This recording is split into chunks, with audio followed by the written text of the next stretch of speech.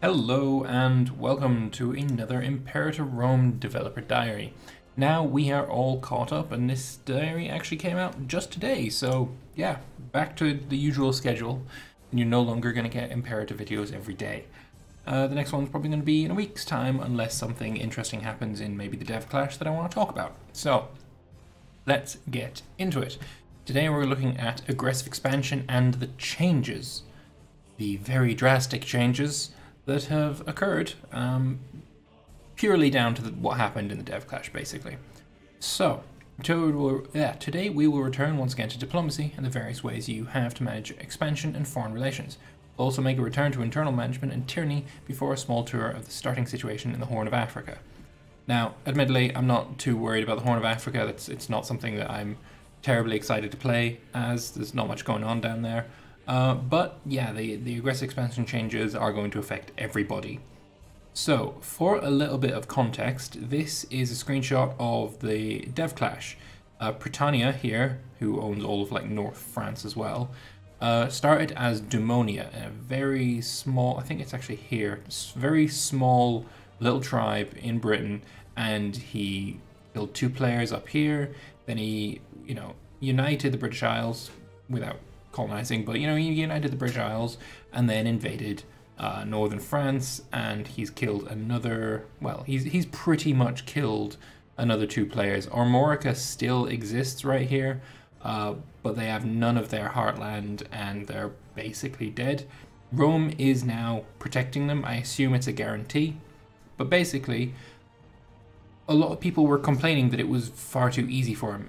He has 198 aggressive expansion, and previous rules were that all of your primary culture pops don't care about aggressive expansion. It's only your foreign pops that cared. When the dev clash started, all of Great Britain, or I guess all of Britain, not Hibernia, all of Britain had one culture, which was Pictish. That was changed down to the dev clash so that it all had lots and lots of little different cultures, like there's Devonian and there's Icenian and lots of different cultures in Britain. So that would have prevented his expansion so far that way. However, now they've saw fit to do another huge nerf on it. So previously, as I said, wrong culture group happiness was, it had a huge nerf to it when you had a lot of aggressive expansion. Wrong culture happiness, wrong culture group happiness, and loyalty of subject states, I believe, were the only effects of it. Now they've changed it again so that primary cultures also get negative happiness, and you have an increase to your power costs, which is a huge nerf. I imagine that if this change is implemented in tomorrow's dev clash, we're going to see Britannia explode into civil war, rebellion, revolt, all of those nasty things that you really don't want to have happen. It's going to fall to pieces. I assume probably the same is going to happen to northern Italy in Rome. He's got also a hefty chunk of aggressive expansion. But yeah, Britannia will explode if this is implemented. Of course, that wouldn't be so much of an issue because, they're using the dev clash as a way to test the game, see what works, see what doesn't, and clearly what they had at the start of the dev clash wasn't working. It wasn't punishing this kind of expansion heavily enough. But personally, I think they've overswung the nerf bat just a tad. If you think about Rome's expansion, Rome, they owned an awful lot of the world. Their known world, let's say. They expanded a lot into wrong culture areas, and they culturally integrated those areas.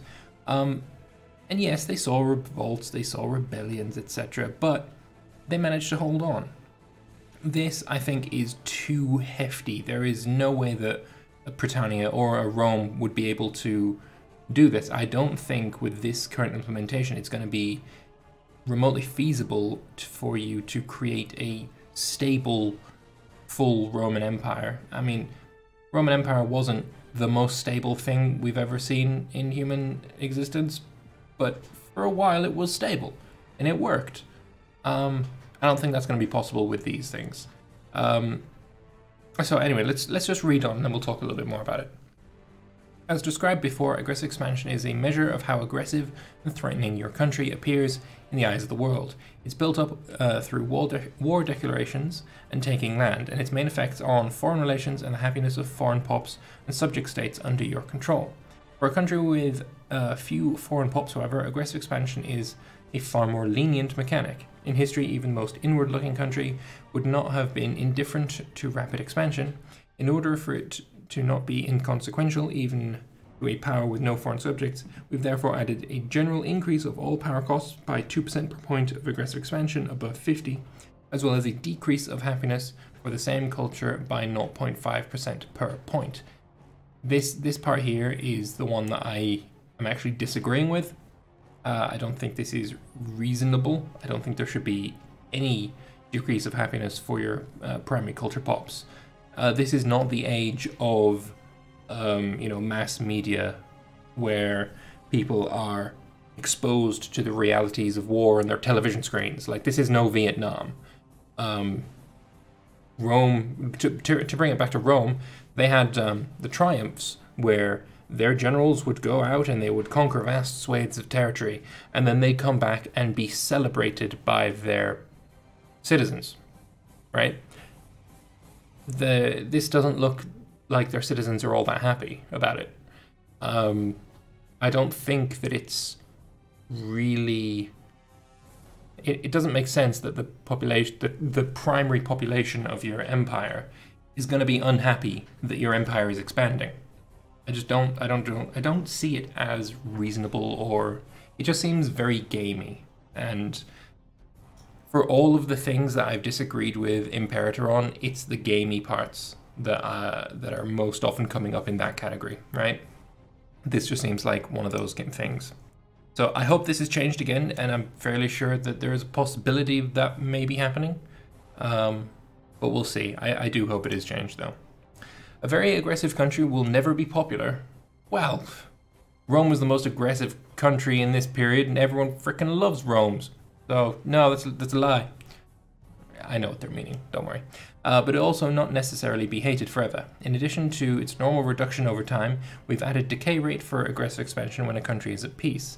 The rate of decay is based on their current total accrued aggressive expansion. This means that a country that has been expanding very aggressively will be able to gain some additional decay, an increase that will dwindle as aggressive expansion approaches more reasonable levels. This part I do like. Honestly, I thought being at peace was already going to give a modifier. I didn't know that that wasn't in. I'm glad to see that such a logical, normal thing is going to be in the game. On top of this, further aggressive actions will generate less aggressive expansion the more you already have, as further aggressiveness does not change the already very bad expectations the world has on your country. So, to bring this back to the dev clash here, Britannia got an awful lot of aggressive expansion, taking the British Isles. Then they got even more, taking on France. They wouldn't have gotten nearly 198 because they were already really high in aggressive expansion when they got more. So, when you're at high aggressive expansion, it ticks down faster, and also when you're at high aggressive expansion, it doesn't go up as much for further conquests. So that's also a good thing. I like that one as well. Now, diplomatic stances. These ones I do like. This is gonna... I honestly, I think this one is a really, really good system that is going to bring a lot to your nation. Think of it a bit like the... in EU4, when you're looking at another country's ruler, and you can see if he is an administrator, a militarist, or I guess it's a diplomat, and it basically tells you how the country is going to be doing diplomacy. If he's a militarist, he's going to want to expand his borders. If he's an administrator, he's gonna want to make sure his borders are, nice and contained and growing well and all that. And a diplomat's going to be very diplomatic and tradey and all that kind of stuff. Well, think of these stances as sort of an expansion on that, where you get to choose what stance you're taking, and those stances will have benefits and modifiers and such. And I really like this. I think this is a good evolution of that system. So, diplomacy is not all action. Some things are best achieved by having a thought through foreign policy to reach the goals of the country over time. In Imperator, you will have the ability to set a diplomatic stance for the country you control, which is generally a foreign policy approach that your diplomats will pursue. The stances are all focused on different goals, and their effects help you achieve those goals eventually. Changing the selected stance costs oratory power. Using power to do stuff is fine, it's whatever. And gets more expensive each time the ruler does so.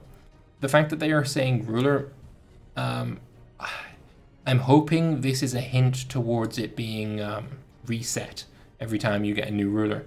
Because, like, if you're spending oratory power, it doesn't say how much, maybe it's 50, I'm not sure. Say it costs you 50 the first time you click it, and then the next time you click it, it's 75, and the next time you click it, it's 100. Over the course of an entire game, that's going to be very, very expensive if you ever want to change this. But if it's every ruler, I'm not so worried about this being more expensive each time. Like, every ruler can have a stance. Maybe he wants to change it occasionally, but if that cost resets, that's okay. Neutral stance, +1 diplo relations. This stance is what most countries start out with. It lets you keep your options open. The extra diplomatic relations slot is useful for all manner of diplomatic initiatives, especially since the base number of relations was reduced in favor of this. Okay, they've reduced the amount of diplo relations every country gets, but then they've added this stance where you can get it back. I guess it's a bit more dynamic. It's fine. Now, to the interesting ones. Appeasing stance, aggressive expansion decay +20%. I imagine that's what we're going to see Britannia and Rome go on immediately as soon as they get this available to them. Improved relations cost -25%, opinion of allies +25%, and opinion of all others within diplomatic range +10. Stance is useful when you've already expanded and you want the world to consider you a potential friend again, not just an eventual enemy. Yeah, this one's going to be quite useful. I think I'll be using this a significant amount, especially considering if they don't change aggressive expansion again, this decay is going to be very important. The mercantile stance, national commerce income +25%, creating trade routes -25%, opinion of others using the same stance +30. So the traders are going to like each other a lot. I like that a lot. That's something I'm glad they put in there. And opinion of others within diplomatic range +20. Stance allows you to focus all of the state's diplomatic efforts in making profitable trades and making others accept your trade offers. Yeah, I like it. It's a good one. Bellicose stance. When you're at war. War, score cost -20%, fabricate claim cost -10%, opinion of neighbors -20, and opinion of others within diplomatic range -10. So yeah, focuses on territorial expansion and finding reasons to expand your empire, as if we ever needed a reason. No CB, best CB after all, right? And then the subjugative stance, integration speed +25%, loyalty of subjects +10, and opinion of subjects +20. This is going to be obviously useful when you have a bunch of subjects that you wish to integrate. And I feel like there are certain countries that this is going to be very important for. A lot of the Diadochi, Phrygia, for example, has a lot of feudatories in Greece. And if you're wanting to integrate them, then you'll want to be on a subjugative stance. There are also, if I remember rightly, a few countries that have disloyal vassals. Seleucids and Bactria come to mind, so this would probably be a good idea for them to be on as well. Rome has a lot of little feudatory tributary dudes around him, or the ability to get them. So yeah, subjugative stance, also a pretty good one. Right, and now we move on to tyranny, where aggressive expansion represents the image of your country among foreign empires and foreign pops. This is ironic considering what we've just read, but okay, let's move on. Tyranny is a value related to how your country has dealt with its own people. It's increased through actions where the state reaches further than is expected of it, imprisoning characters, forcing governors to change their government policies, and forcing issues through the Senate with barely any support, and all are actions that increase tyranny of a country. The more tyranny you accrue, the less your core citizens will think of you, just like the more you expand aggressively. Yeah, you can tell I'm not really happy with that particular change. I really hope they change it. Anyway, we're talking about tyranny, not aggressive expansion.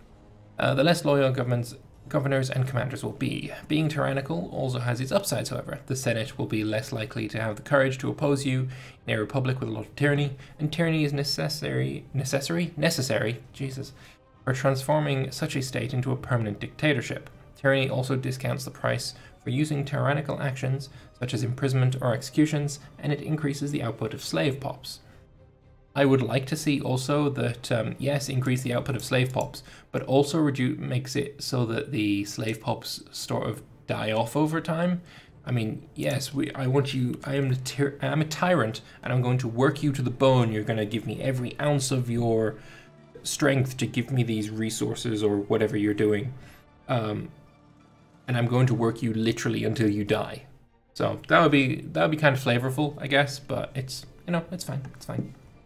Now, character interactions, there are more of them, and the more of these they add, the better, in my opinion. I think it's being able to interact with the various characters in your empire, and I assume other empires as well. The more we get of these, the better, especially when they're flavorful. I am all about the flavor.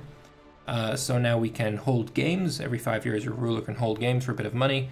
This is spending money, not getting money, in order to increase their popularity. Reward veterans. Cohorts that are loyal to a successful and ambitious general can be a great problem. For a cost of power and money, you can try to win some of them back to the state. Give free hands. Give an employed character free hands to do with whatever they can with their possession until revoked. Increases loyalty and corruption over time. As corruption increases, how much state income goes into a character's wages.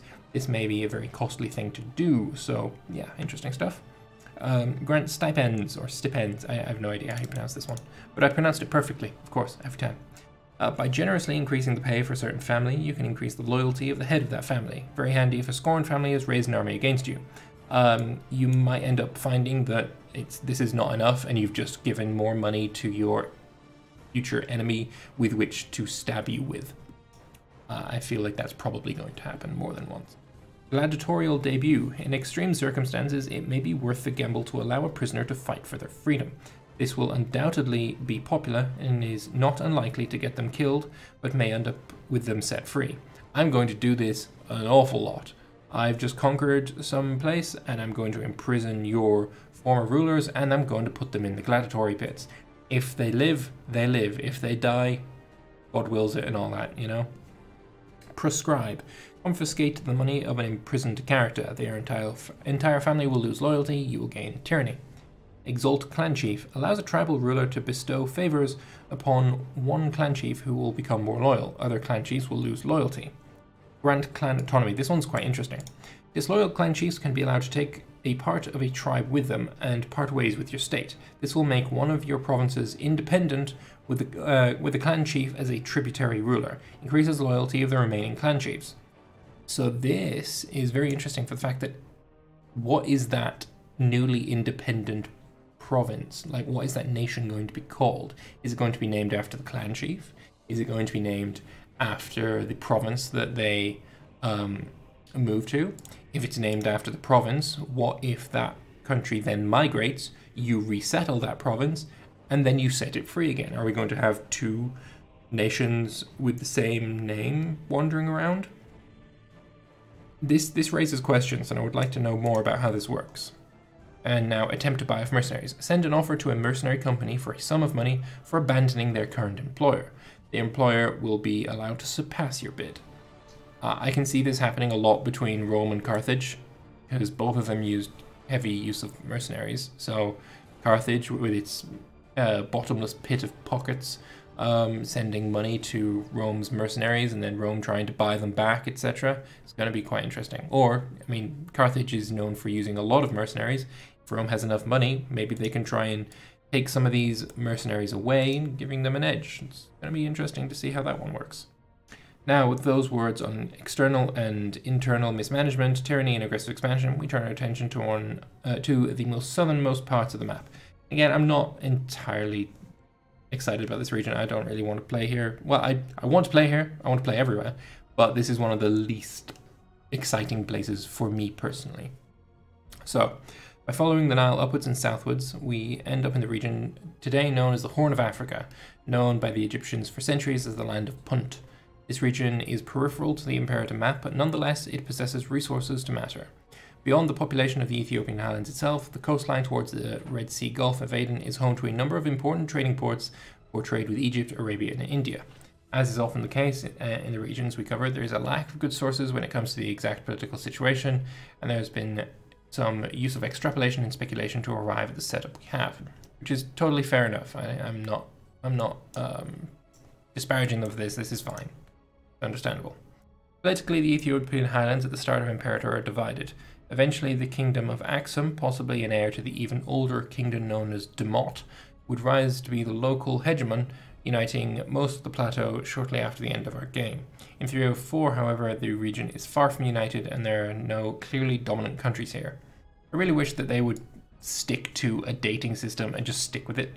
Like, sometimes they say 304, sometimes they say 450, sometimes they do 304/450. Like, just choose one. I don't care which one you choose, just choose one. It's fine. Whatever you choose, it's fine. Also, some of the Dev Diary writers use BC, some of them use BCE. Just choose one. The game uses AUC, just use that. It's better that way. So we have Alut, we have Boras, we have Aksum, we have Adolia, Guanara, and Yeeha. There is 100% guaranteed to be an achievement that I won't get about using the Kingdom of Yeeha to do something funny with it. Like conquer a province that is also called something like Lol or something. Or Isle, probably. As Yeeha, own Isle. Or as Isle, because it looks like Lol, conquer Yeeha. It's going to happen. You know it's going to happen. Now we have the Horn of Africa. The coastline of modern Djibouti, I don't know how you pronounce that. Eritrea and Somaliland was well known to the ancient authors, mostly because this area of important ports for the Indian Ocean trade network. While trade was the reason for their existence, it would be hard to call any of these small republics and monarchies rich. So we have the starting countries of Avalita, Mundia, Masilan, and Aponia. And yeah, I imagine these nations are going to be good for beginners if you want to learn the mechanics of the game without learning mechanics of war. Maybe, I don't know. I don't see much value in playing down here. I mean, if I'm missing something, and maybe you are interested in playing as Masilan or Aponia or whatever, tell me. I would love to know why you're excited for it, because I don't quite get it.